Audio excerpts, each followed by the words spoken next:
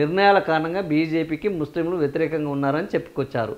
ఈ రాజకీయ పరిస్థితుల నేపథ్యంలో కూటమికి ముస్లింల ఓట్లు రావడం అసాధ్యమని రాజాసింగ్ స్పష్టం చేశారు.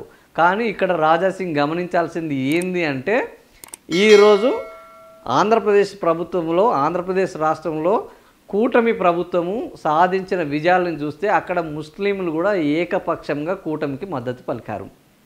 100% స్ట్రైక్ రేటును సాధించిన పవన్ కళ్యాణ్ ప్రతి చోట ఈరోజు ఆంధ్రప్రదేశ్లో కూడా బలమైన సంఖ్యలో ముస్లింలు ఉన్నారు. కానీ వీళ్ళెవ్వరు కూడా షర్మిలకు అదేవిధంగా వైకాపా కానీ వేయలేదు. వాస్తవానికి మైనారిటీ ఓట్ల చాలా బలం ఉన్న పార్టీ వైకాపా. అటు క్రిస్టియన్లు, ఇటు ముస్లింలు వైఎస్ జగన్ పట్ల వాళ్ళకు మద్దతుగా ఉన్నారని అనేక సర్వేల్లో పేర్కొన్నారు. వాళ్ళ ఆశలు కూడా మైనార్టీల పట్ల ఎక్కువ ఉండేవి. కానీ అక్కడ ఏర్పడిన కూటమి బీజేపీ, జనసేన, టీడీపీ కూటమి, ఈ మూడు పార్టీల కూటమికి ముస్లింలు ఏకపక్షంగా మద్దతు ఇవ్వడం వల్లనే ఈరోజు ఆంధ్రప్రదేశ్లో అలాంటి విజయం సాధ్యమైంది.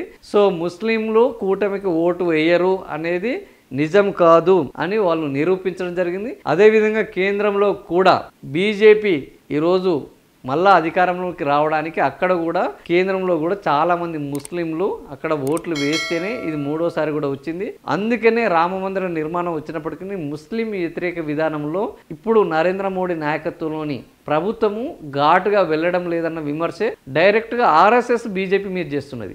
ఆర్ఎస్ఎస్ హిందుత్వం చేపట్టింది, బీజేపీ హిందుత్వం నుంచి డీవియేట్ అవుతుందని ఆర్ఎస్ఎస్ విమర్శిస్తుంది. సో బీజేపీ తన విధానాన్ని, ముస్లిం వ్యతిరేక విధానాన్ని విడనాడింది అని ఆర్ఎస్ఎస్ఏ ఈరోజు వ్యతిరేకించే పరిస్థితికి వచ్చింది. అంటే బీజేపీ కేవలం హిందుత్వ ఎజెండాని మాత్రమే పట్టుకోలేదు. ఒకవేళ హిందుత్వ ఎజెండాని పట్టుకున్న ముస్లిం వ్యతిరేక నినాదాన్ని మాత్రం చేపట్టలేదు. ఎందుకంటే ఈ దేశంలో అవునన్నా కాదన్నా 40 కోట్లకు పైగా ముస్లింలు ఉన్నారు. సో ఇంతమంది ముస్లింలను కాదని ఈరోజు ఈ దేశంలో ఒక ప్రభుత్వం మనగలగడము అనేది సాధ్యం కాదు. అదేవిధంగా వాళ్ళని కాదని సంక్షేమ పథకాలు అమలు చేయడం కూడా అది అంత సులభం కాదు. కాబట్టి ఈ దేశంలో లౌకికవాదం ఉన్నది కాబట్టి అందరినీ కలుపుకొని పోతేనే ఆ ప్రభుత్వాలు మనగలుగుతాయి. ఒకవేళ వాళ్ళలో ఏదైనా స్పెసిఫిక్ ఉంటే తప్ప అదర్వైజు ఒక మతం ఆధారంగా ఈ దేశంలోని ప్రజలను విభజించవద్దు అని ఈరోజు నేరుగా ప్రధానమంత్రి నరేంద్ర మోడీ చెప్తున్నారు. సో అలాంటి పరిస్థితుల్లో రాజాసింగ్ వాళ్ళ పార్టీ విధానాలకు విరుద్ధంగా ఉన్నారు, రాష్ట్ర పార్టీకి విధానాలకు విరుద్ధంగా ఉన్నారు, కూటమి ధర్మాన్ని కూడా ఈరోజు ప్రశ్నించే విధంగా రాజాసింగ్ వ్యవహరిస్తున్నారు.